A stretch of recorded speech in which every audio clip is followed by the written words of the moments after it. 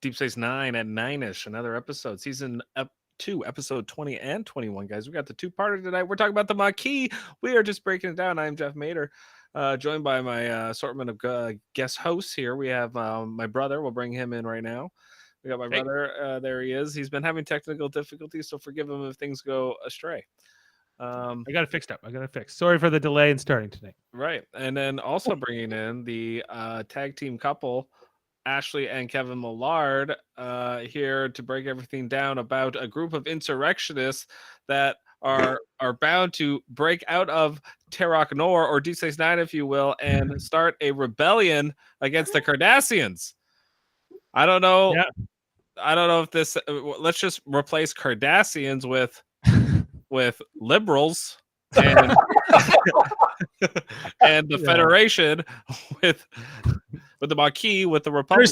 There's some interesting things about watching this two-parter tonight that I think do have some real life parallels with what we're going through right now here in January of 2021, and a week before Joe Biden's inauguration. Yes, we are recording this on January 12th, so this is 6 days after the storming of the Capitol that occurred. Yes, there's no other way to put it. You might have heard of it. You might have heard of it. If you haven't, maybe other stuff happened that was more exciting. It was yes. like, oh yeah, I remember that. Recently, Donald Trump was taken off of pretty much every social media platform, but most notably Twitter. And I believe that he had this reaction when he found out he got canned off Twitter. Dave, can I get a little raw wafu? Oh, sure. Let me find it. Really trying to build that up. That's Donald Trump on the toilet. Finding out that's an insurrection right there. That is insurrection. You cannot take away his toilet tweets. Okay, so we're here talking about this two-parter here. For the record, guys, I know you guys were sucking the dick of last week's episode, but this episode was far, far more intriguing for me. It's what I get out of Star Trek. What I really like is that we have a lot of political conversations going on here. We have a lot of different dynamics between different species and how they are supposed to react in these moments. For me, I really enjoyed that. It was more a singular story last week. This week we get a two-parter that's really dense. Dave, do you kind of see where I'm going with this? Do you kind of agree? Absolutely. I think that the I make no secret that I have always been a big fan of the Maquis as a concept, although I think that they deserve a lot of criticism as a concept as well. But I think they were an interesting thing to bring in at this particular time in the 1990s that helped them like spin off the Voyager TV show. There was a lot of world building, a lot of great dialogue in this two-parter. There's a lot, particularly between Sisko and Kira tonight. This is the best Sisko episode we've had since probably Emissary. I think it's better. I think this two-parter for Sisko is better than he is in that two-parter. Yeah. I think that Emissary is a better intro. Quick question here too. Not related. Well, it's kind of Sisko. It's Sisko related. So just pointing out here that Burnham, if you don't know, got promoted at the end of season 3 to captain of the Discovery.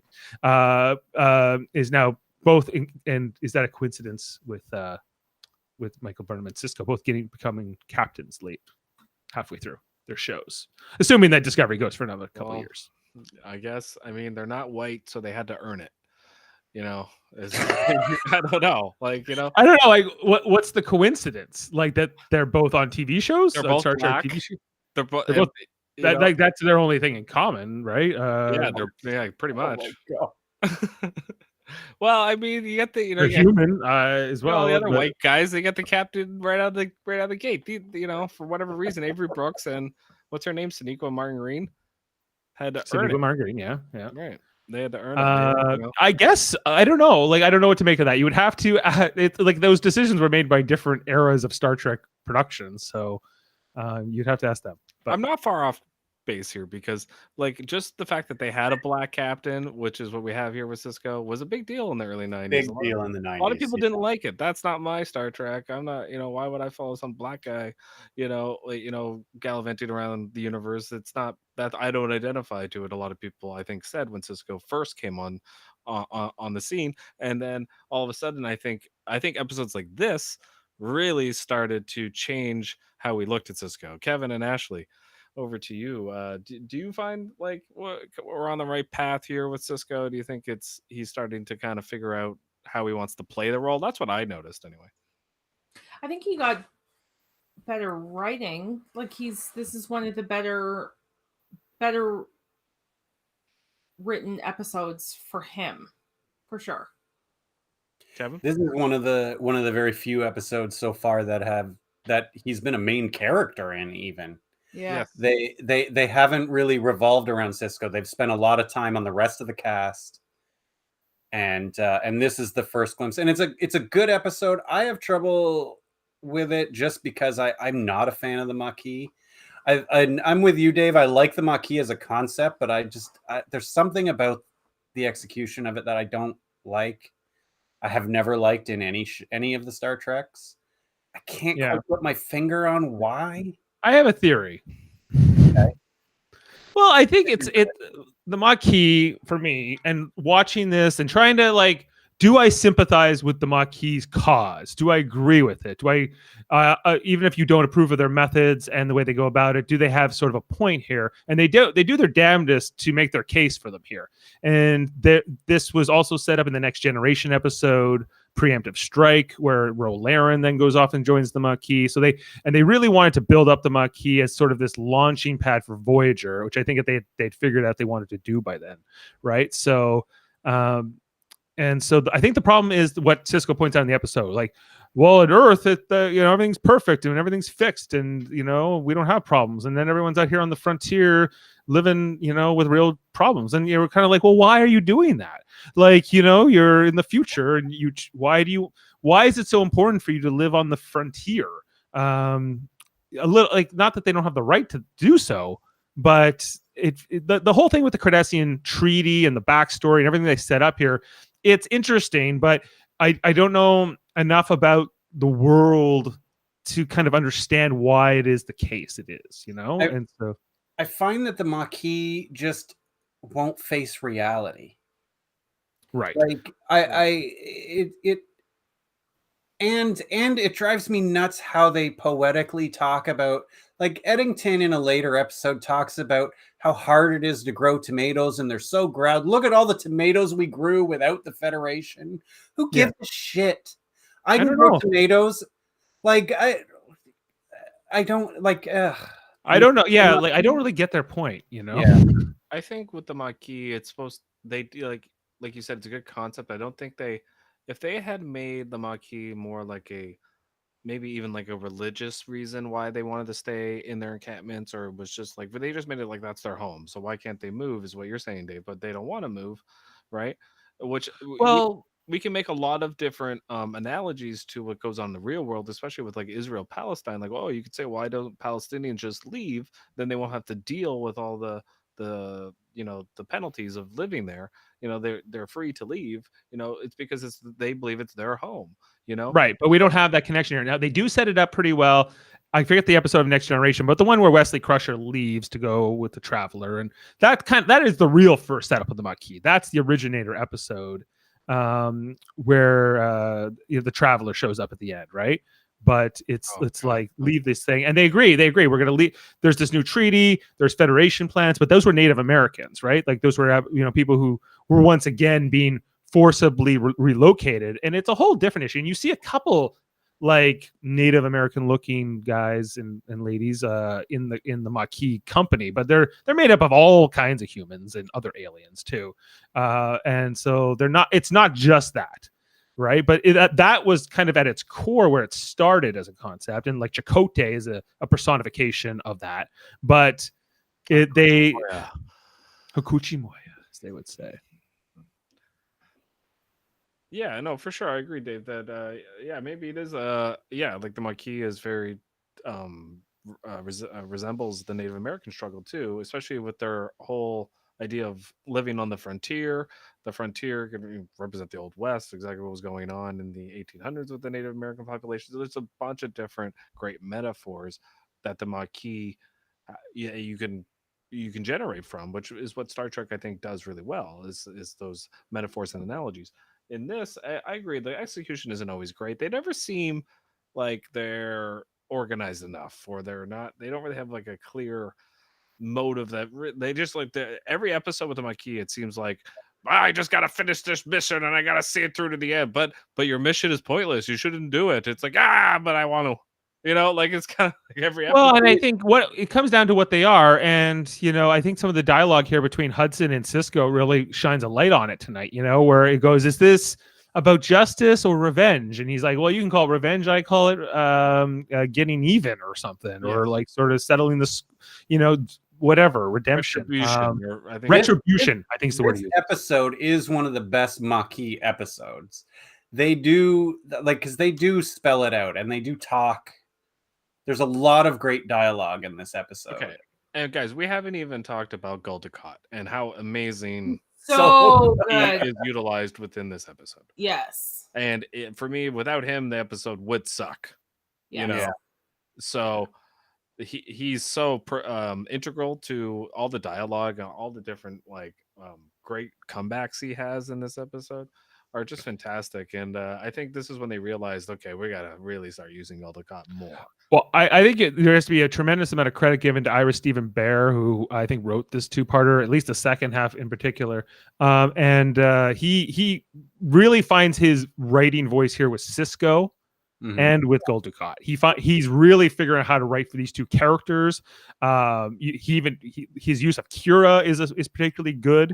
That's my thing too. I'm not typically a fan of Kira, but I think they did a really good job with Kira in these two episodes. Well, Kira has the old motif that comes up again and again, where basically Sisko could let Gul Dukat die or rot, and Kira's like, let him rot, let him die. Yeah. He's terrible, right? And then Sisko, this is the start of that. She's gonna do that at least 7 more times. But also, she makes a point for the Maquis where she's like, you don't know what it's like to live with that kind of terror and what it's like to sort of live under that. And she points out the real realities of it, that it's not all Federation idealism sometimes, and there's real.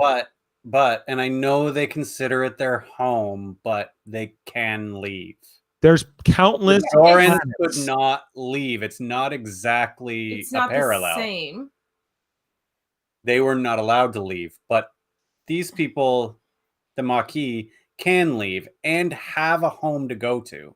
Yeah, yes. The thing I find with the Maquis and why I'm not a huge fan of the Maquis is I don't know if they didn't do a good job of writing them, but I don't find them sympathetic.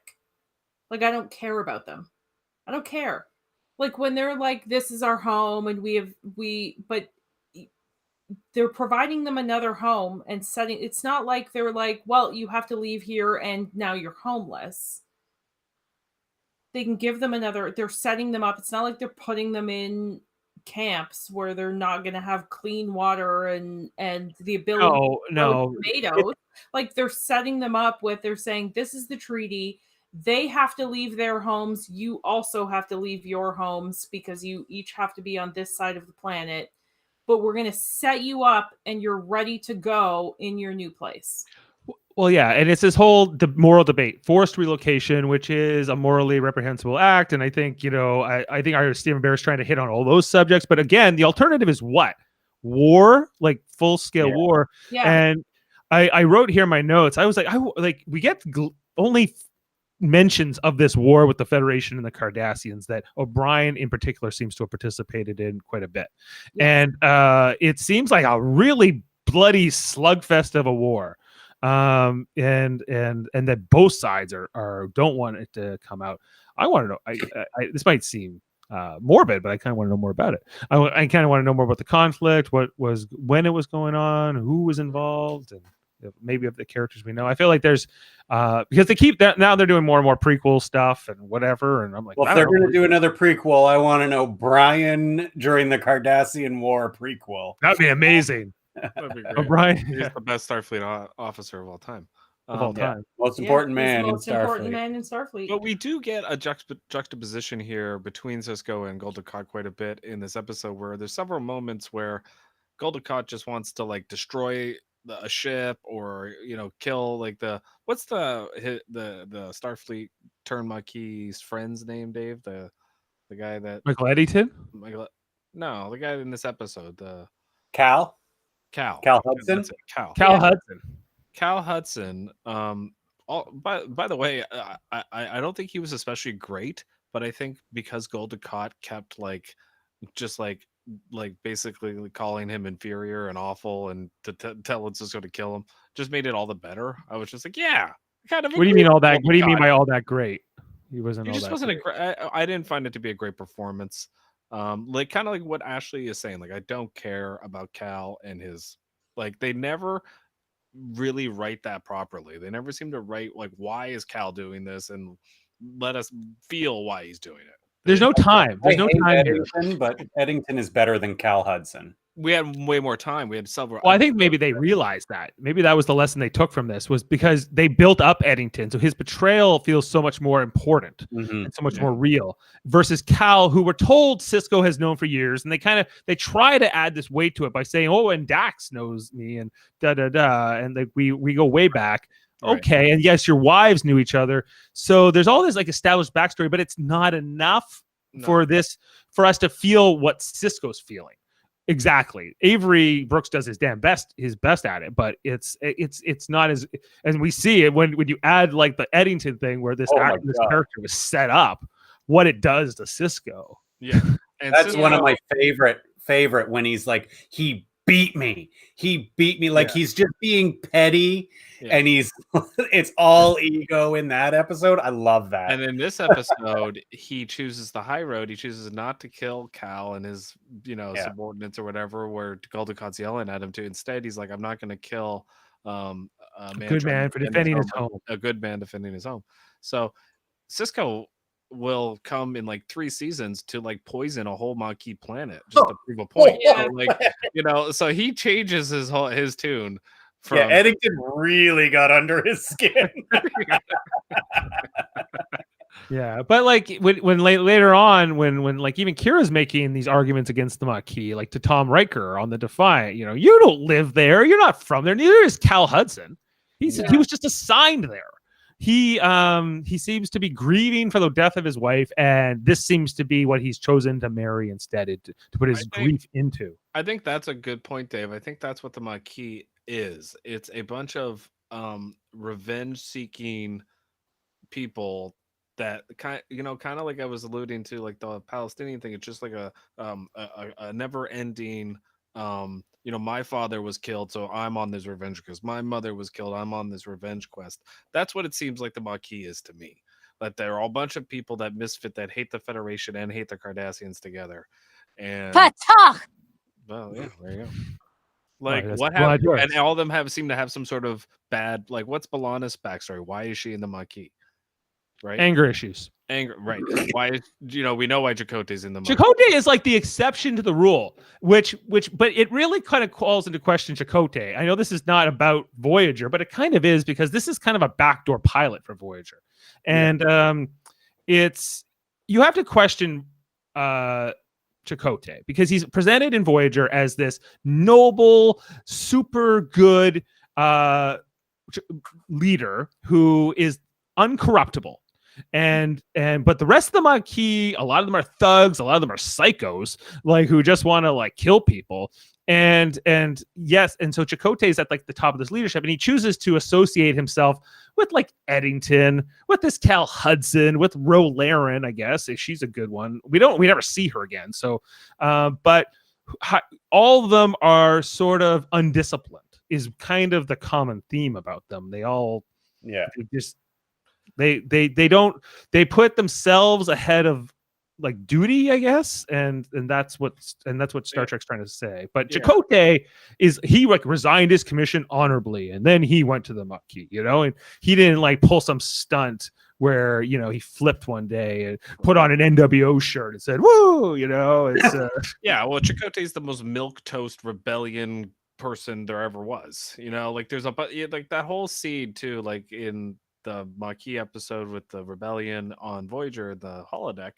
that he's like, hey, next time, can I not be the bad guy? It's just like, oh, Chakotay, could you have like a little bit of cool in you, a little bit of badass? All the other first officers have that. Kira has it. Spock, and he's supposed to be the rebel freedom fighter. Yes, that's what I mean. He's supposed to be the rebel freedom fighter, and he is like, who's more milk toast, Cal or Chakotay? They're both pretty similar. They're both pretty similar. Yeah, I agree that. I think at least Chakotay's father lived there. At least his father dies, like in terms of his story, in terms of his rationale, of his ancestors. Yeah, and the bones of his ancestors. He's native. He has this like history behind it. Kel Hudson does not. Janeway is more of a renegade than Chakotay. Yeah, for sure, absolutely. Yeah, she's more of a Kirk, I would say. Janeway, in a lot of ways. That way. Yeah. And they sent Janeway after Chakotay because Chakotay was their best. He was like their best and brightest, and like maybe Tom Riker, but as well, they were up there sort of like the senior leadership of the Maquis before they get wiped out. But even that Voyager episode where Chakotay gets the communique, they finally find out what happens to the Maquis later on when the Dominion wipes them out, and he goes, it took me an hour before I could accept it, but there's no more Maquis. Sorry, B'Elanna. And then B'Elanna Torres then feels it. But Chakotay gets over it very quickly. He's like, yeah. I was kind of looking to get out. I was kind of looking for a career change before this whole Delta Quadrant thing anyway, so this kind of worked out. Yeah. I found a better job here, so I'm good. It's fine. It worked out way better. He would have died. All of them would have died, the Voyager Maquis. So, like, most likely, or would have ended up in jail of some form. Right. And Tuvok is the undercover Donnie Brasco special agent. Yeah. Well, the idea of Vulcans. Can we talk about this Vulcan character we had, Sakona? And I think it was interesting in terms of like, well, they're not just humans though. You got to realize that like, where do I have her picture? Yes, I do.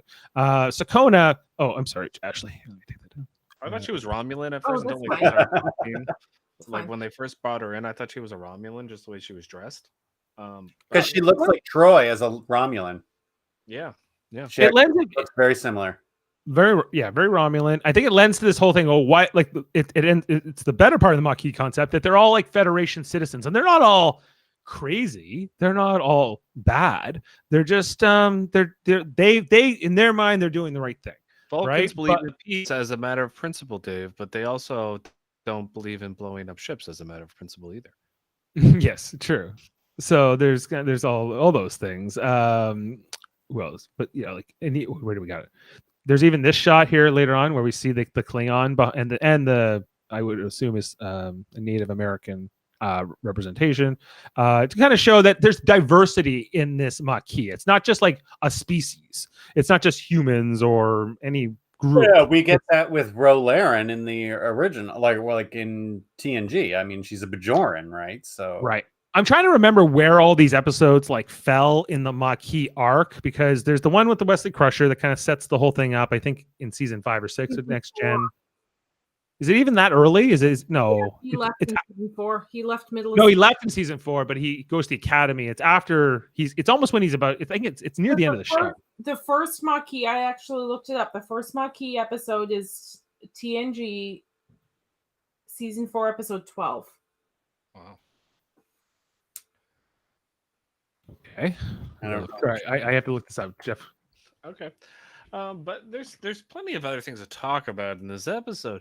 I mean, we can talk about I feel like the relationship between Kira and Sisko is good here. The one thing I kind of appreciate is that there's very little Dax and O'Brien, and I think this episode needed to be like the decision maker people. Yeah, and so you have like the Kira, Goldacott, Sisko. Is Jeff Rose? Last episode. There he's back. So, in Memory Alpha, it has it as The Wounded. TNG episode 4x12. Oh, I know The Wounded. You could say that, yes, that 12.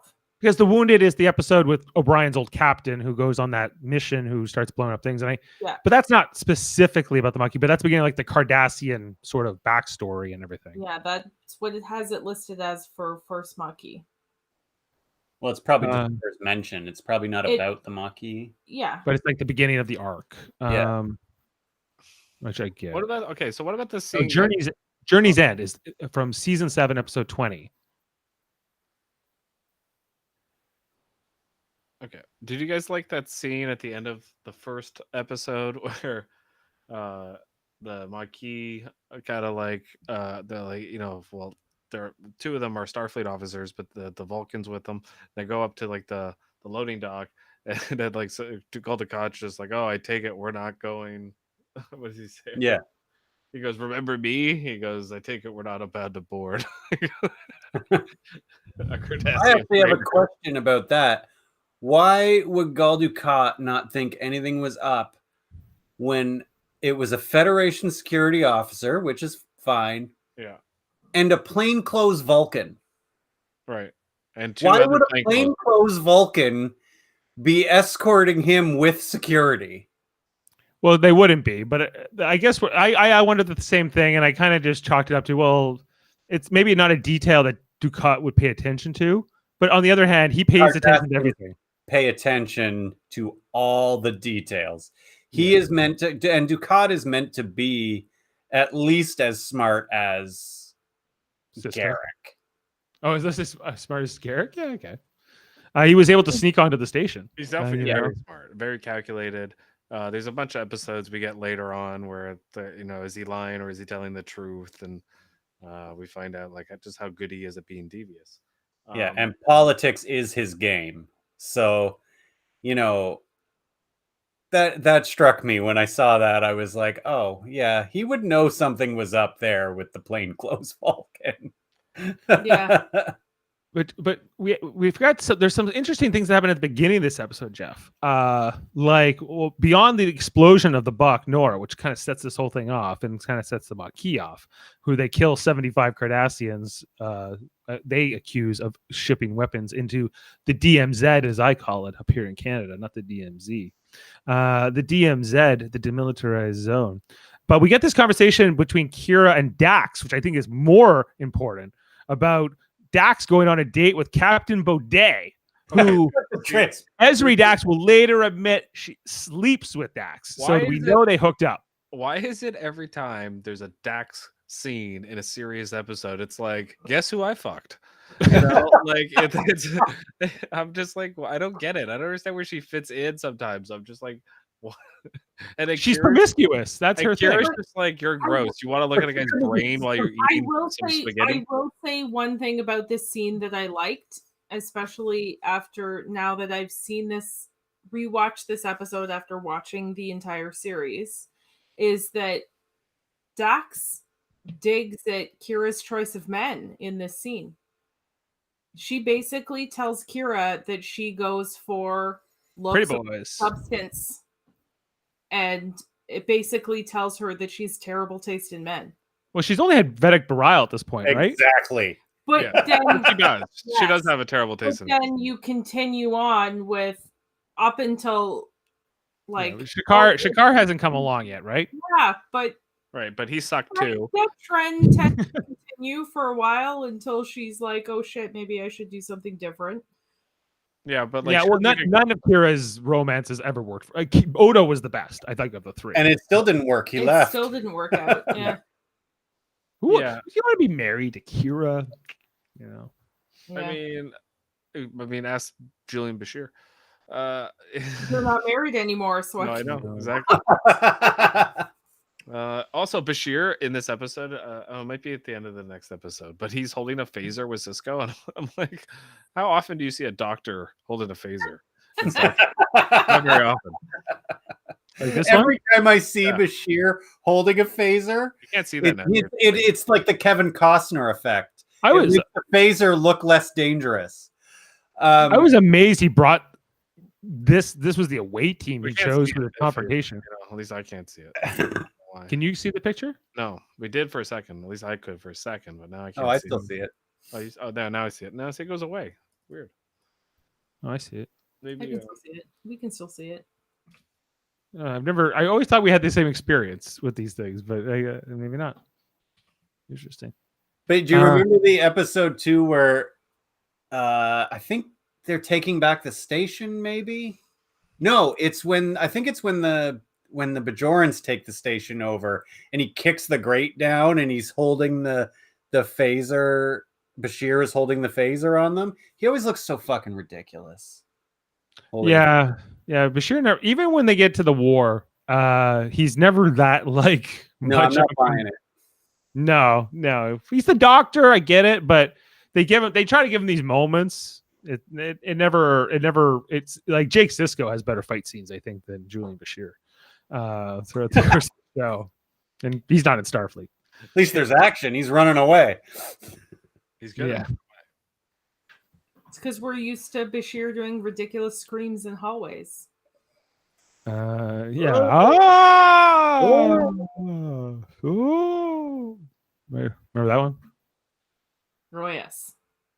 Did you guys like also in the fight scene where Odo, I love it, so convenient. Whenever he wants to go into liquid form, he turned into like Indiana Jones, and he like threw his like liquid arm at the guy. We need to talk. Never stop a murder when it happens directly beside him. That's right. Yeah. Odo. Can we talk about Odo? Because I had some notes here about Odo. Okay. I still contend, not good at his job. I don't understand why Sisko is so prevalent on him being one of his officers. Because he's like, first of all, Dukat sneaks onto the station.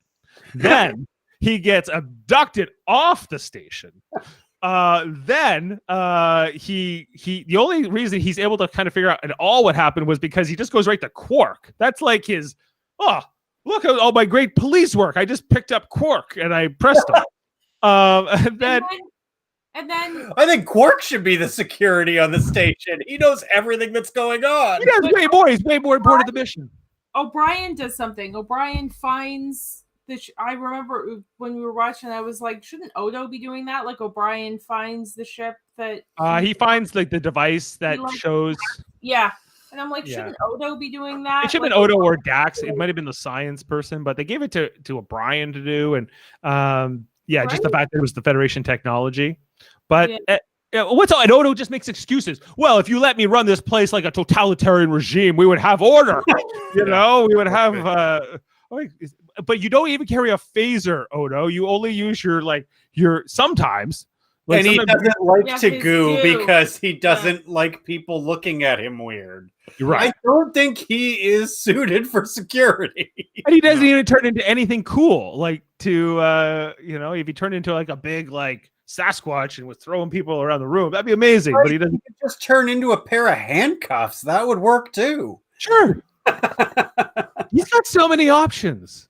Yeah. It's only after they introduce the Dominion that Odo becomes this like intricately more valuable player for their team. Yeah. So I guess good on Sisko for staying loyal to him for as long as he does. For me, Odo he's a great detective. He's good at figuring out stuff after it happens. He's not good as a chief of security for stopping things before it happened. Of course he's a good detective. He's always standing next to the person who got shot. But even those episodes where he's not, where he has to figure out something's happened and he has to figure out and catch who did. That's great. He's a great detective. He's great at figuring out something that's already happened. But like Worf has legitimate concerns when he comes aboard. But the whole point of that is that, Worf, you were wrong about Odo. He's so good. No way. Though he is so disgusted by security on the station that he lives on the Defiant. Like Odo, like you're right. Like he's a great like cold case guy. He's a good somebody was killed. Well, Admiral Nechayev too. Admiral Nechayev's like, are you sure you don't want like a Starfleet guy? Like, maybe Lieutenant Primmon didn't work out for him, but he was supposed to be their security guy, wasn't he? Yes. Yeah. Constable Odo. They really tried hard at casting when they casted Lieutenant Primmon. So again, they're setting up Edding. I guess they must have known they were going to do Eddington season 3, right? So that's a setup, and again, because they this arc of like Starfleet hates Odo, Sisko constantly has to defend him. His role in this crew. I like Odo. Like I like Odo's character, but I I love his interactions with Quark, but I think as a chief of security, he's too busy watching Quark. Yeah, he's not even and misses everything else on the station. He's not even a chief of security. He's just Quark's buddy. Yeah. Like yeah, he's like his foil. Like honestly, like what I do dislike sometimes is they kind of force Odo into the action or into like the Starfleet stories. In turn, a little too much. His role to me is on the station. He's like a character. Yeah. Like Garrick, like Quark, like they live here and they're part of this world, but they don't necessarily go out on the frontier with you out on these missions. That's you, Dax, Kira, Bashir, and I get Eddington when he comes along, Worf and those guys, but that Nog, I guess, once he gets into the crew. But that's not their job. That's not what their role is. That's not what will excite me. If you like the Odo, who's like sometimes he's on the Defiant with them, like later on in the show, and he's like, I'm pushing buttons. I'm like, what are you doing? Like, what's your job there, Odo? Like, yeah. Don't worry, Worf's got security on the Defiant. They know how to read their own monitor. He lives there. It's his house. Who's watching the station while you're on the Defiant?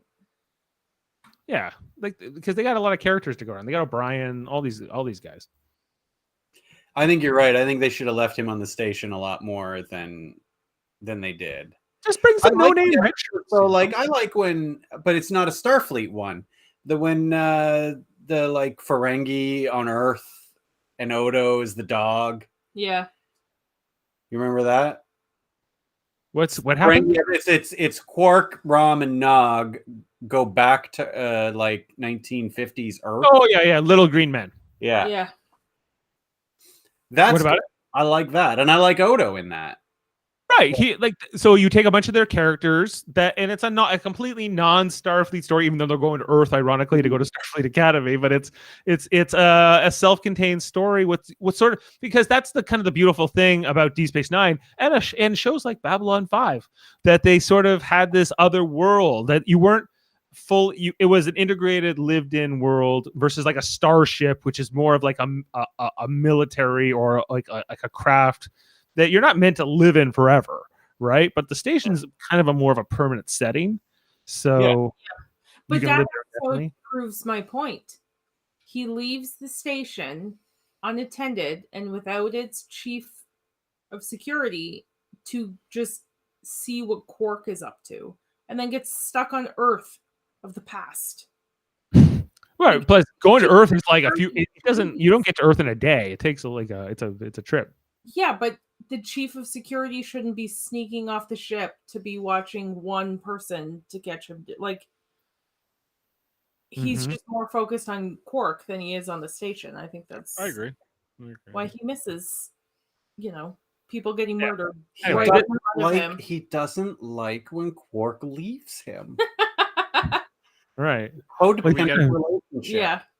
That's what we get at the end of the series when, like, I forget what Quark asks Odo something like did you have fun or do you like me or something like that, and he goes, Yeah. I got a pitch for you. If they ever pick up the story of Deep Space Nine, because you know how Odo does go back to the Dominion and he joins the Founders and whatever. What if he just cloned an army of Quarks for himself, but he reprogrammed them in the Vorta way, just to be like, running stuff in the Dominion? That would be funny if they did that. They brought that back. Yeah, he just. I feel like that's a one-off episode, though. Like a one-off joke. It feels like a Lower Decks thing, maybe. Yeah. Something you throw into Lower Decks where Odo created. Sure if that'd be a two-parter. Yeah, Lower Decks episode. Yeah, for sure. Odo is just living with a bunch of Quarks. Yeah, but I'm throwing him in jail. He's all that stuff. All right, that was just my Odo thing, Jeff. I just wanted to get that out of the way.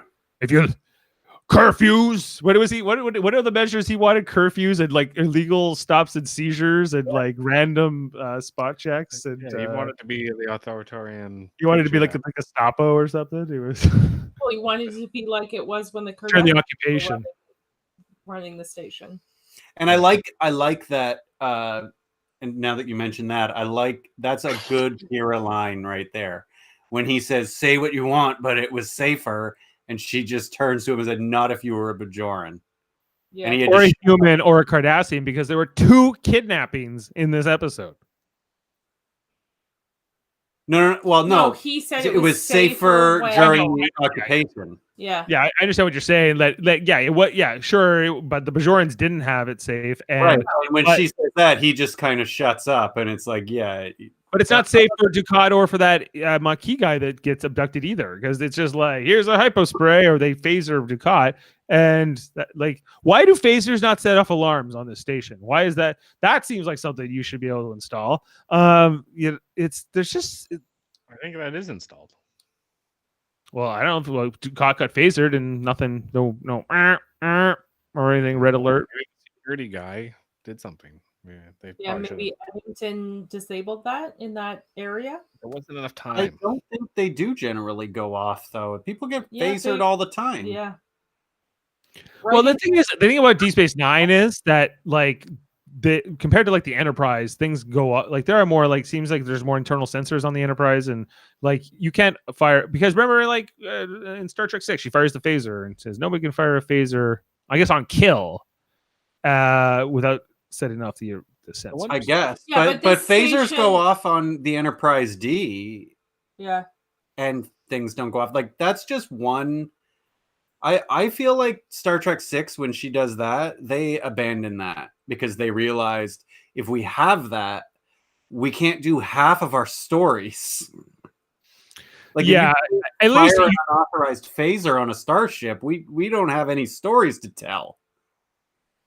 Right, I guess so. No kidnapping stories, at least. Or people So getting randomly murdered and they have to investigate. Yeah. So I think the show just kind of abandoned that. The one thing I do wish Deep Space Nine took more time to do for us was explain, just show us how big the station is. How long does it take to get from where Dukat got phaser to get to Quarks or to get to Ops, or how long does it take? Because everybody just appears where they need to be, for the scene. Yeah. They never really explain how long it took them to walk or whatever. And I wish they kind of did that.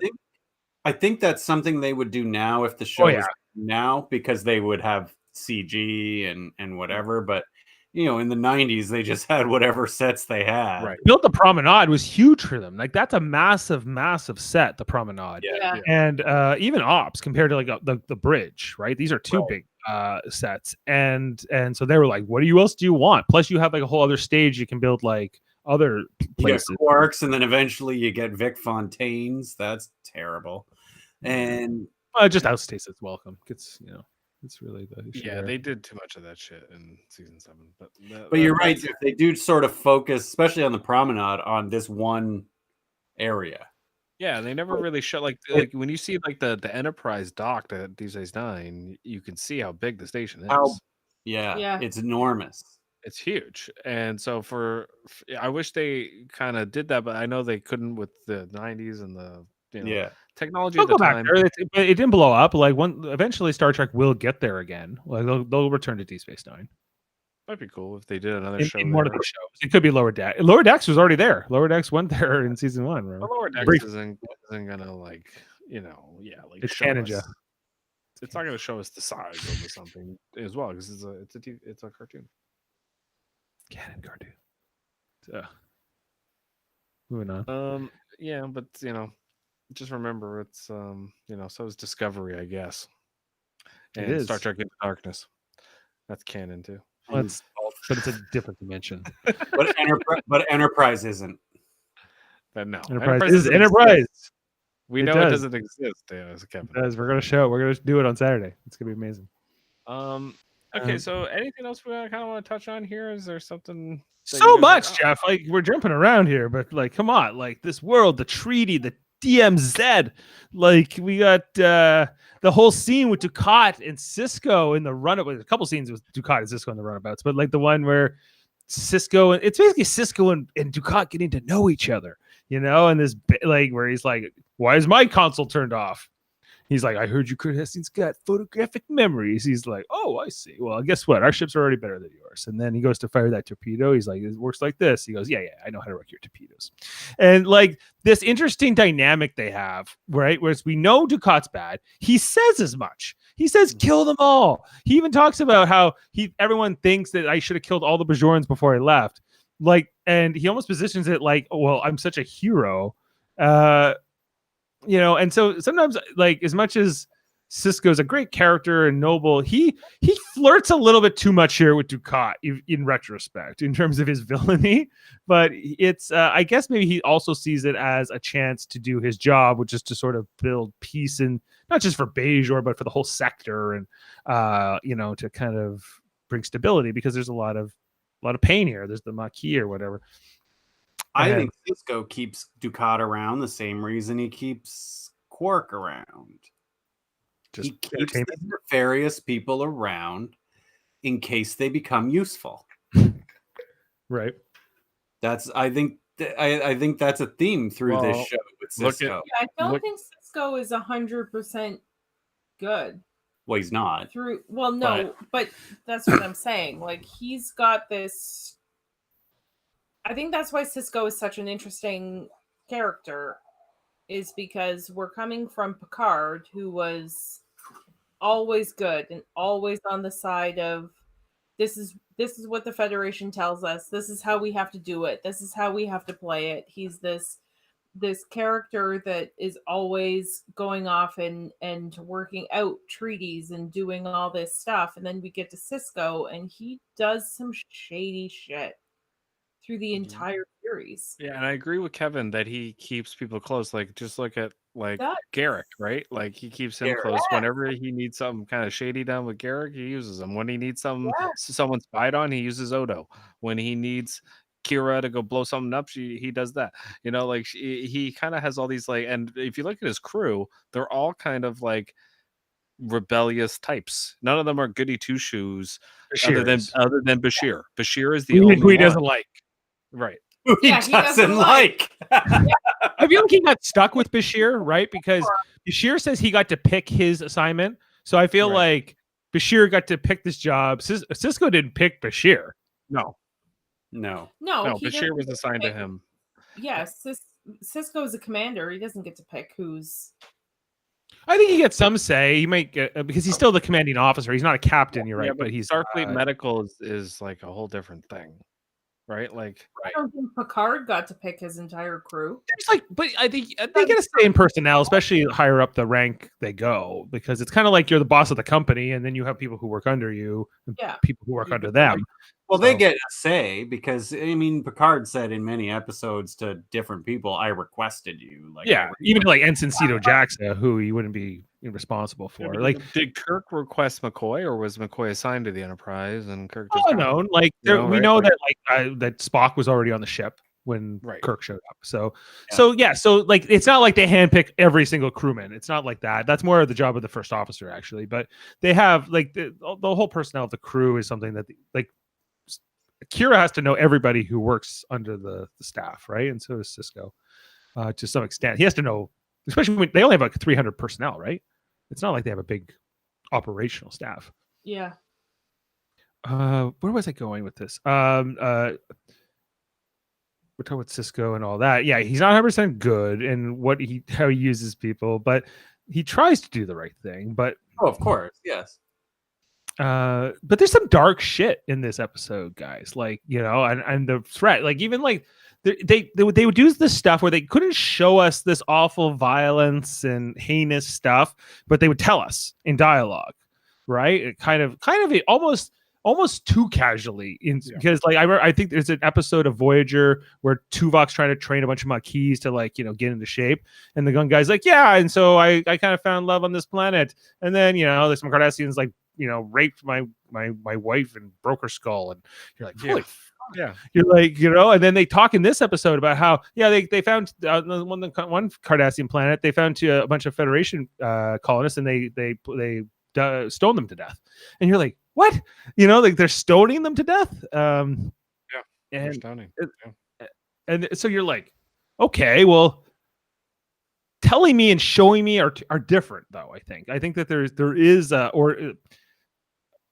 don't know how you guys feel about that, but like, I think I might sympathize a bit more with the Maquis if it wasn't purely like sort of hypothetical, because that's how it kind of feels because of the way it's used in this kind of passerby dialogue.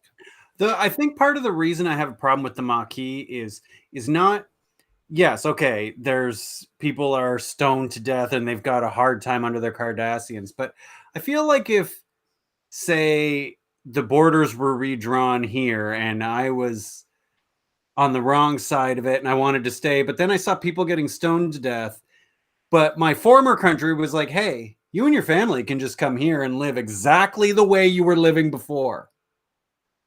Yeah. Just come over. I think I would just do it instead of fighting. Right. I think a lot of people would. And I'd probably be like, hey, everybody else, let's go. Like, let's just fucking go. Maybe that's the problem, is they don't show like that disparity. Like there would be certainly some people who would just be like, let's go home. And like, they could have portrayed that like, yeah, we're going home, but there's always going to be a few who don't. But they kind of position it as like, no, nobody would ever want to leave. Everybody, like not want to leave, but would accept that they might need to, because the world is bigger than them and there's other things going on. If you can grow tomatoes on one planet, you can grow them on another planet. But it's not. You don't have to. They don't force you to use replicators. You could just go to another planet and grow tomatoes. Moving an entire planet, they just have to move to the other side of the planet. Is that true in this episode? They're just on the wrong side of the planet? Yes. Oh my god, that's ridiculous. So, like, if say they were like, okay, stuff's gone down, you just have to. We're just gonna move you to England, but we're gonna set you up a house and you're gonna have all the stuff you need, and like people will still be around. Like, we're just gonna create you a new Burlington, but in England. You just have to move, and we've got it all set up for you, and it's not gonna cost you anything. I'd be like, okay, I'll move. But there would definitely be people who would say, never, ever, ever would I do that, right? And you could. You can't argue against it either, right? Like, that's also the issue at hand, because I think part of the problem is we're Canadians argue or talking about a show that is made for Americans, and Americans love their country. Like, they love the land and where they're from, and they find it really important. And I don't think we do the same way. I don't care that I'm from Ontario or not at all. Yeah, if someone was like, you can no longer live where you live, but we'll just move you to the other side of the country and set you up with a place to live, and it's not going to cost you anything. We'll just move you over there, and you'll be all set up. I'd be like, oh, okay. But this is kind of like if it's going to avoid war, I'd be like, all right. Dave, this might also have a great parallel to the expulsion of the Acadians too, because you got a treaty deciding where people are going to live, taking them from a frozen winterland where everyone goes, oh, that's kind of crappy, sending them to either the French islands, Louisiana, or back to France. Everyone, well, that seems pretty good. But that was their home. No, it's not. Okay, I'm not trying to say that forced relocation is okay, because I think fundamentally it's not.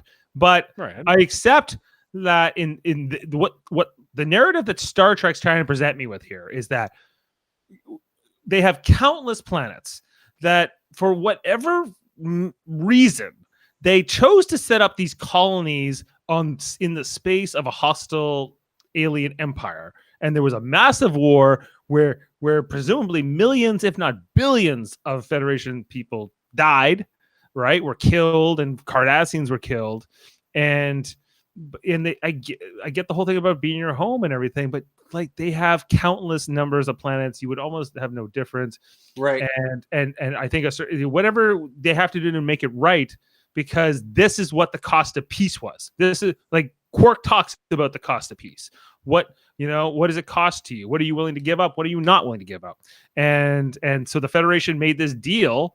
It was obviously a bad deal, because the result, the Maquis, is the result. So they went too far with it, but that's the deal they made. That's the way it works. But I don't know if it was a bad deal, and I don't think you can draw parallels between what's going on with the Maquis and, say, native cultures and First Nations, because First Nations had nowhere to go. Right. We were just coming here, and they had nowhere to go. Right. Well, nothing was broken here. I think it's also that that our ancestors, and others did a lot of Jeff, you know quite a bit about these subjects. Like, there was a lot of bad things done, not just to Native Americans, like to all kinds of peoples, but in particular, that was probably the most heinous in, and yeah, like, but it's you get this mixture of emotions about the whole thing because. But the difference is the Federation wasn't coming in and saying, "Hey, we've set up this treaty. You are now on the wrong side of the border." Right. They have to move the Cardassians that are on this side of the border have to move. So the Cardassians on the south of the border now have to move north, and you guys, the Federation that are north of the border, now have to move south of the border. They're setting them up with a place to be that's exactly like the same, aside from where they are. They're giving them the tools they need to succeed. It's not like they're like, "Oh, you're on the wrong side of the border. Here's some smallpox blankets." It's not the same thing. They're not trying to murder all of them because they're on the wrong side of the border. They're relocating them and giving them the exact same thing other than the land they were literally on. So my question is, why did they write it that way? Why didn't they write it in a way that made us more sympathetic as an audience? I think I don't know, and I think the reason is because they want us to sympathize with Sisko and not the Maquis. Yeah. Well, yeah, they're our heroes of our show, but we're supposed to kind of feel mixed about it. Because we're supposed to think that the Cardassians that are sneaking all these weapons in are the bad guys, but the Maquis we're supposed to sympathize with, but they have the exact same grievance. Yeah, and we don't really know who started what and what's been going on. The problem is literally the exact same thing. They were on one side of the border. This treaty happened, and now they're on the wrong side of the border and have to move to the other side of the border. It's something like that. They redrew the border, and so a bunch of people ended up on the wrong sides. Why do we think that one is good and one is bad? Because of what they tell us in the show. Because we're told only what the Federation, Sisko and O'Brien, who were believed to be are not conspiracy theorists, think that the Cardassians have some pretty intense education methods. Viewpoints around how they train their military and their children and all kinds of things. Confirms it all though. Interrogations. Yeah. And the fact that, and Hudson's like, yeah, so their colonies that ended up on our side of the border will protect those, but they're not doing the same thing because they hate that we're not Cardassians. They're the ones who are intolerant. Now, does that need to be kind of fact checked and challenged? Probably. I don't know. We know the Cardassians just did this occupation of Bajor, so it seems credible. Well, we would think that was true, but again, it's not like they're men without a country. They can leave. They are free to leave. Right. Which is part of the problem they don't really establish in Star Trek enough. Is why. Okay, how many people live on Earth? They tell us about the closest we get is 9 billion in Star Trek First Contact. Okay, that's 2 more billion than we have today. So then humans went out to other planets, Mars, other things, but and so we're this far out in space. There must be what does Riker 50 say? Billion humans. What does Riker say? How many people are living on the moon? A couple million, 10 million or something. Yeah. Right. But how many billions of humans are there in the galaxy, in the Federation? It's impossible to know, but it seems like there are countless planets, human colonies all over the place. They all look like Southern California mostly. And they fine, and I'm like, but how many people can you fit on a planet? Billions of people. Yeah. So, and there's so many nice planets. In a time where they can literally duplicate anything with replicators. Except for blankets for orphans. Blankets for orphans. Only on Bajor. Only if they're orphans. The Federation can make as many blankets as they want. But orphans. Not for the Bajorans. No. They need to suffer. Because they're not in the Federation. Right. But actually, what happens if those Cardassians poison your replicators? But at this point, don't eat the blankets. Don't eat those blankets. But in a time where we could literally replicate anything, they could move them to another side of the planet and literally make their house look exactly the same. Their house, the land, the setup, everything could look identical. Well, that's what they deal with this issue in Star Trek Insurrection. Speaking of insurrections, and that's what Picard stands up against on behalf of the Baku. But I feel like in that one, because they have like this whole longevity of their species or whatever, and the fact that they were living for hundreds of years, and Picard makes some good points. This is, who are we to decide the evolution of these people, and they were here for. I think that's like a different case than maybe the Maquis, who seem to be. Yeah, because this is a Federation colonies, and so this is Federation colonies, so they have a right to a say in this because it's their own colonies. Yes, it's their own citizens. But later on, these people will say we're not with the Federation anymore. We're not. They renounce the Federation and they become ex-nationalists, and they go to the Badlands. We see a little bit of the Badlands tonight, Jeff. Lame Badlands, Wyoming. But then they have no say to this planet because this planet is now half Federation and half Cardassian. So if they've disassociated from both of those, then they have no rights to the planet. Yeah, that's true too. Why do they need to live? They say they're Federation citizens, even though they're still Maquis. They're Federation citizens. And what they need to understand is they're living in Cardassian territory. Yeah, and they had a choice, and they did. And I think this is why I don't sympathize with the Maquis, and I don't think it's parallel to the things that have gone on here. But like, it'd be like moving like to California and the Old West, and then the government comes in, like, and this happened where say you're Mexican, right, and you're living in California, and then all of a sudden one day the government just completely gives all that your land to America, and now your land's America's land. It's kind of like what's going on here. It's like a treaty decided where you should live, and then they'll expel you or they'll force relocate you, or wasn't that what happened in Israel and Palestine? Exactly. Treaties. Yeah. This is kind of what this is about. And yes, it's easy to say, oh, they can leave, they can easily leave, but that's not good. That's not realistic. That's not what's going. That's what people's motivations are built that way. It is realistic. In the future when they're offering them the exact same thing, just in a slightly different. They just got there 20 years ago. Like they're it's not like they've been. It's not like with the Bajorans. I've been our home for millions of years or whatever. Like they just got here 20 years ago. And they're like, okay, there was a big war, and you're lucky you're gonna get yourself killed on probably. They do. They all do get themselves killed. Like what are we? How are we kidding ourselves? The Dominion comes along and wipes them out, right? So was it worth it? Was the fight worth it in the end? No. Was it just? No. 20 years and they just figured out how to fucking grow tomatoes, and now they're pissed because they have to leave. Why are they having so much trouble growing tomatoes? I grew so many tomatoes this summer in my garden. We keep coming back to Eddington's tomato thing. He's not even in this Mars. Yeah, I know. I can't get over the tomato thing, and I'm only using tomatoes because every it's not just tomatoes, but every time they do one of these episodes where someone either doesn't want to leave or they're on some planet, it's always this romanticized. It's like they're all organic farmers and we're all like, oh no, like it's all romanticized, just growing shit. You just put seeds in the fucking ground. It's not that hard. He took that land. He made something of that land. Look what we created. Yeah, you planted a seed and then you sat around and drank for 3 months. Like, congratulations, you grew a tomato. Great. What is this obsession people have with growing?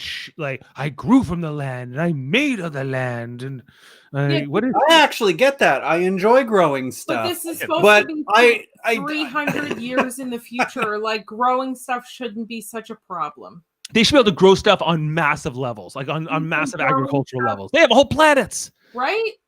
Maybe there's an overpopulation problem. Maybe humanity has an overpopulation problem, and we have too many colonies and too many people to take care of. Well, maybe that's what Sisko does sort of allude to that in this episode. He's like, you look at Earth, it's paradise, but like, people, maybe paradise is too full. Maybe there's too many people living in paradise, and that's why people, like, are colonists. They're getting out of there.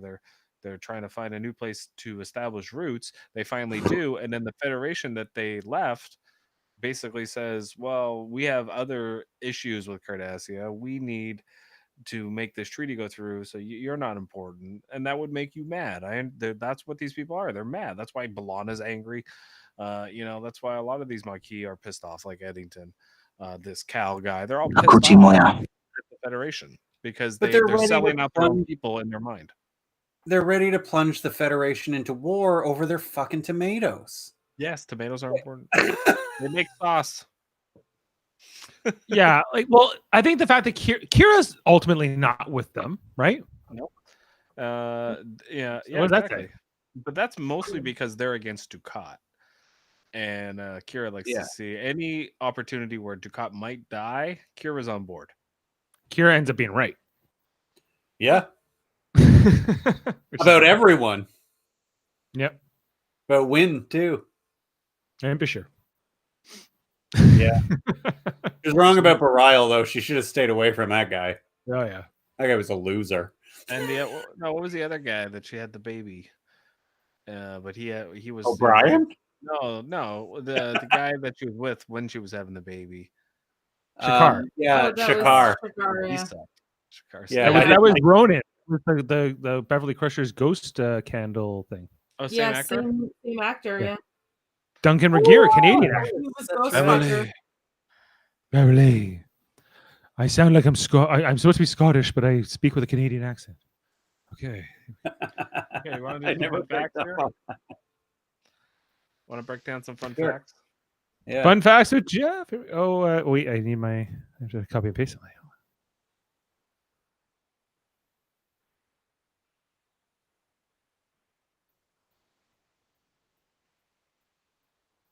Okay, I'm just going to start. Okay, the reference to the Badlands and losing ships is a precursor to the Voyager episode, which premiered a year later. Voyager was stranded in the Delta Quadrant for 7 years after being lost in the Badlands. So this is the start of that, like Dave said earlier. This episode marks the first appearance of the Maquis, whose origins are rooted in events of TNG, Journey's End. The Maquis, who appear in quite a few DS9 episodes, also appear in another TNG episode called Preemptive Strike. Rolaren. Quark mentions that there are 285 rules of acquisition. So we know. Well, yeah, is this the first time they explained what the rules of acquisition were? I think so too, yes. Yeah. And I was surprised the Vulcan didn't know the rules of acquisition.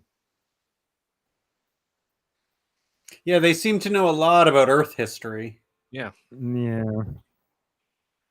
At the suggestion of director David Livingston, costume designer Robert Blackman originally designed a much more revealing outfit for Sakona than seen in the final product. However, when Rick Berman saw it, he told Blackman to tone it back somewhat. Blackman still likes the outfit that Sakona wears. However, as it shows off actress Bertilla Damas's figure and is a much sexier look than ever seen on a Vulcan before. Is that why you thought she was Romulan? Yeah, maybe. Because I did make a comment about what she was wearing. About her outfit. That it was weird to see a Vulcan wearing. She was not as modest as you would expect. Right. But not even modest, just like modest. It's totally covering and it's beige. It's like gray. She looks like she's wearing like the most modest thing I've seen. It looks like she's wearing chair upholstery. It's almost like the Vulcan version of an evening dress. Like it's weird. Okay. That was Rick Berman scaled back. So ruled acquisition number 214 never begin a negotiation on an empty stomach. Yeah, I don't know about that. I think Frankie would do it. The conversation that Sisko has with the Admiral was actually included in the script, even though it was not heard. It's with another Admiral? Yes. The Maquis was named after the French resistance against Nazi occupation from 1940 to 1944. However, their predicament is more similar to that of French citizens caught in Algeria during the country's war with France in the 1950s. Yeah, like the name of the Maquis, we don't really talk about it, but it's kind of dumb. Like, why did they pick it? So because they think they're the French Resistance in World War II? How? You're right. The parallels aren't there. The And parallels are more there with the Bajorans and the Cardassians. With that, because it's more with the occupation with World War II, and this isn't about occupation. the Shakar resistance cell has more in common. Yeah. But is it just because it sounds cool? I think so. They like the way it sounded. Yeah. An early idea for this episode had Jake get involved with an old friend of Sisko's who was now a mercenary. I'm glad they didn't do that. Me too. Yeah, I don't know where they would have fit that in. A model of the Daedalus class starship can be seen in Sisko's office when he and Cal are talking shortly after Cal's arrival. I noticed that. Why do you think he has that, Jeff? Because he's I don't think he has it at all. I don't think if you asked Avery Brooks what class starship that was, he would know. Maybe Ben. But no, I'm not Avery Brooks. I'm talking about Benjamin Sisko. Why does Benjamin Sisko have that? Do you think he served on a ship like that? I don't know. They never tell Do you us. think maybe with Cal Hudson? Maybe with Cal Hudson. Maybe that's why it's in the ship. This episode. They're like, that's the ship they were on. Maybe if they had talked about it, that would have been good. Yeah, because it's a weird look. It's like the ship with it looks like a ball. It's like a ball at the front, and then it's kind of got like an original series looking sort of secondary hull. Mhm. Not unlike the medical ship that Crusher commands in All Good Things. Yeah. I think that is a medical class, the Daedalus class. Right. Okay. I know about my ships, like my uniforms. Yeah, we know. This is the first time Captain Baudet is mentioned. Well, he gets brought up a lot. Okay. Yeah. They need to show me what a Galamite looks like. I demand it. I want to see one. You can't talk about them so long and not. They have a brain twice as big as a human. Their skull is transparent, and they have toothy smiles.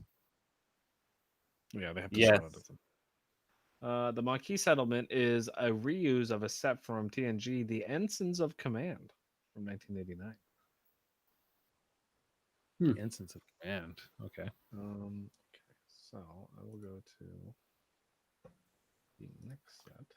Who was this guy? The Zoblian or whatever, the Zeppelite. How come we get to see what a Zeppelite looks like, but we don't get a Galamite? He just looks like a founder that's gone moldy. He looks like he's got a bit of blue cheese going on or something there. Okay, so He's a blue cheese founder. Ira Steven Barracks is extremely proud of this episode and considers it to be one of the most important early episodes in establishing the darker Star Trek ideology for which Deep Space Nine would become famous. I agree. Cat's line that on Cardassia, the verdict is always known before the trial begins, became the basis of the courtroom drama Tribunal a few episodes later. Yeah. Where does that line come from? Because isn't like, remember if you go back to Duet, which is from the first season, where it was the guy, the Eamon Maritza characters going, and the verdict was always the same. It's guilty, and doing that whole thing. I think it comes from like a fascist ideology that like once you're condemned to be, a criminal, once you're a subversive person. Yeah. Once you say some very, very bad things, very mean. Okay. A line cut from the episode stated that Hudson and Sisko had once played Domjot on Pelio Station against two Zakdorn on the suggestion of Curzon Dax. The two Starfleet officers clearly lost, and Curzon told them that he had placed a high bet on the Zakdorn. So he made a bunch of money. Yeah, so off their loss. Yeah. And then again, you were like, okay, I want to know what was going on. I especially want to know what was going on with Curzon Dax and these two back in the day on that Daedalus class ship. Dave wants to know. Rule of acquisition number 3 was mentioned. Never spend more for an acquisition than you have to. Seems like a good rule. This is the first episode. Oh, sorry, go ahead. Do we know what the first rule of acquisition is? Yeah, I think so. I don't think so. You can go. You can pull them up. There's a huge list. Oh, okay. 285. but they're not all full because they never mention everyone. They're not all there. They haven't. Yeah. No, there is a list of all the ones that they've mentioned though.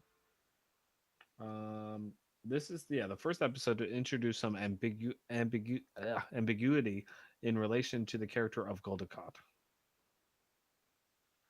which they play up really well through the rest of the series. Yeah, they do. Goldacott is one of the most interesting characters. Like that's the thing. Along is with Cisco, I think eventually. I wish they had done a movie to end the show with Goldacott, and like they do it in the finale. But if they had made that like a movie, I think that would have been even better. Yeah. John Shuck has appeared in 2 Star Trek films and 3 Star Trek spin-off series. He has played the. Wait, who's John Shuck? Is John Shuck in this? Yes, he has played the Klingon ambassador Camarang in Star Trek 4: The Voyage Home. Wait. He played in Undiscovered Country. He played Dr. Antok in Enterprise. Is this John Shuck? Is this what you're telling me? This is John Shuck? It is John Shuck. It is John Shuck. I am so disappointed that you didn't know that. I did not recognize him, the voice or anything. I certainly didn't, but I'm disappointed that you didn't. I'm disappointed myself. Love that character. I love this actor. He was also on Babylon 5. I am tired of your Babylon 5 insurrection attempts. All right? Come on. This is to get impeached. I know. I might keep referencing Babylon 5. He was Drawl. Speaking of John Shuck, he was formerly married to Susan Bay Nimoy, who would later marry Leonard Nimoy. Oh, Yeah, until his death. Yeah. The first rule of acquisition is once you have their money, never give it back. Of course, that's the first rule. How silly of me. Michael Bell has portrayed Zorn in Star Trek: The Next Generation Encounter of Farpoint. He was also Borum in The Homecoming and Drafo Awa in this episode. Who are you talking about? Are you talking about like Cal Hudson's little henchman? Are you talking about this guy? Talking about Drafo Awa. I don't know who he is, but I don't know who you could be talking about. Let's just say it's this guy. Okay, let's say it's this guy. Okay, so Ira Stephen Bear intended to have Cal Hudson die at the end of this episode, but Michael Piller opposed this at the time. When Piller watched the dailies, he commented to Bear that he was right. No, they should have killed him. Because they never bring him back. Right? They never bring him back. We find out he dies off camera. Like it kind of takes it all out of this. You know, I think the idea was to bring him back, but then they decided Eddington was a better story arc. Yeah, I guess so. Yeah, like because I think they feel. I have to feel like they didn't feel like this worked. Like as I feel like the actor playing Cal Hudson. You're right, Jeff. His performance is kind of meh to me. Yeah, I think he doesn't have a strong connection here with Avery. I literally don't buy that they're friends at all. No, I don't buy it at all. They're literally. I feel like it's 2 actors just going through the dialogue. You know, really. I mean, they're really not.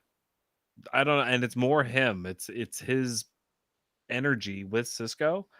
It's just not like genuine or something, or it's just not like it's like they don't really know each other. It feels like. Yep. Casey, who plays him, Bernie Casey, who died in 2017. He was cast as Hudson in a 1984 interview. He said, "I did the Maquis because I wanted to work with Avery Brooks, who I admire as an actor from having seen him in Spencer for Hire and A Man Called Hawk."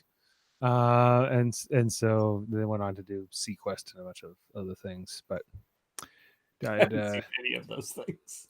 Yeah. I used to love Sequest. So he just wanted to be with this. He was actually a big admirer of Avery Brooks, according to him, and that's why he did it. But probably didn't give a crap about Star Trek, and probably really just was like, they just wanted the opportunity to work with Avery Brooks, and that's probably why it comes across that way. Okay, well, that's it for me on the film. All right, well, let's get to our ratings. So Jeff and I, we did rate the episodes when we did way back when we did Emissary Part 1 and 2. We did give them separate ratings, and we are going to stick to that today. So Neil is not with us, so we will. I'm going to start. Do you think we should just rate them kind of as we go? I'm going to give the same rating to both. I think they're both exactly the same. Yeah. Okay. I'm going to. I think that. I feel like the beginning's a little stronger, so I'm gonna give it about a 7.8, and I'm gonna give it about a 7.5 for the second part. Jeff, I would go probably a 7.7 for both. About where I'm at with it. Ashley, you're up next. Mine are the exact same as yours, Dave. 7.8 for part 1 and 7.5 for part 2. Choice. Okay, and Kevin. I'm glad I watched it, and because of this podcast, I'm going to give both of these an 8. Okay. I think they're both good. Okay, so about a 7.8 and a 7.8 for part 1, 7.7 for part 2. IMDb, they both have the exact same rating of 7.9. We're very much in the ballpark, which, if I average those together, we're not going to get too much of a difference. Nope. So this is well above average, and I completely agree that this is the beginning of the start of sort of the next era of this show, which was getting out of these boring character development setup episodes, which didn't do enough, honestly, really, to set up most of these people, and who they are, why we should care about them, other than maybe Quark and Odo, outside of them. That beginning of the second season was rough. Gul Dukat's a huge introduction here, and they all come on top of each other. We get like the Gul Dukat here, we get the Jem'Hadar, and we get like the Eddington, and so we have like we're balancing the Dominion, the Maquis, and the Cardassians kind of like all at once coming into the next season. So I think last week we had the Klingons, and then we had Garrick was involved in a story a few weeks ago, and they're starting to kind of figure out, well, we can have a lot of fun here, Yeah, with this stuff. That's it. Okay, well, is that it? Are we good for? Yeah, I think that's it. I think so. I think we're all done. Well, for all of us here at Live Long and Podcast, remember, live long and podcast. Make sure to plug the shows, Jeff. Okay, the shows. Yeah, Always okay. plug the Tomorrow we shows. got the TED Trek. You want to watch my dad has a new setup now, so he's a little bit more able to be involved. He's got a background. He's got a background. He's got a better webcam. Christmas. We also have on Thursday. Dave, you're not doing the Discovery anymore. Are you done? We're done season 3. We just finished the finale episode. However, we are going to do one more podcast to finish off the season 3 playlist. We're going to do a deep dive. Jody really wanted to kind of like just break down the whole season. So we're going to get into that. I think Adam's going to be in for that. If anybody else wants to watch the whole season or binge it, feel free to put your hand or your hat in the ring. But we haven't scheduled it yet. Want is a strong word, Dave. Is this season actually, and be honest, Dave, is this season actually worth watching for me? I have to say yes.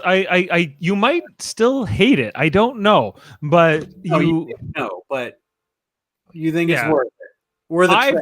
I've turned a corner here with this show, and I was one of its most outspoken. Well, you hated it. I know. Yeah. So I still hate that second season. I think, and looking back, the first season is a mixed bag for me. But yeah, so I don't know. Like, watch a couple episodes. If you're really not feeling it after 2-3 episodes, you're not. I don't think you will. So okay, I'll give it a try. Is our host gone? Yeah, he picked up the phone and walked away. Okay. And also we're going to be doing this Saturday night, Star Trek Radio Theater. We're going to be doing our season 2 premiere, and like we said, Enterprise, it exists even in a mirror darkly. Kevin, Ashley, how excited are you for this when we are going to do this on Saturday night, 9:00 here on Facebook and YouTube? Kevin, you're playing the Mirror Malcolm Reed, the Mako. And Ashley, you're playing the Mako. You also a Mako, Sergeant Travis Mayweather. Yes, I understand all of that. Yeah, I know exactly who that is. You guys know what Makos are? No. They're like Marines, Space Marines. Okay. Okay. Have you watched it yet? No. No. Like And I'm writing the narration. It's going to be an interesting Saturday, Dave. I know. I got a lot of sounds to do for this too, so it's going to be interesting. I'm looking forward to it. I think you're really going to enjoy it. I think you're going to enjoy it. Like for Enterprise. I am actually as excited to watch it after your description of it. That it's totally separate. Separate. It doesn't even have. It's the only episode of Enterprise that doesn't have. It's been a long road. Yeah, it's the only one. We'll see. So that alone has to make it good, right? Yeah. Okay, well, and the other thing we learned here on Discovery was that the Vulcan slews have maybe changed a little, right? It's like, what? You know? Spoilers. Whatever. And Deep Space 99, so we can what? Or is that a Discovery thing? I don't know. I don't know if it's gonna. We'll have to see what the community says. Deep Space 99 here, everyone. Thanks for joining us tonight. It's been a hell of a show. I'm not even the host. It's Jeff. But we'll be back next week with The Wire. Just the empty chair of our fearless leader sitting there. All right, everybody. We'll see you next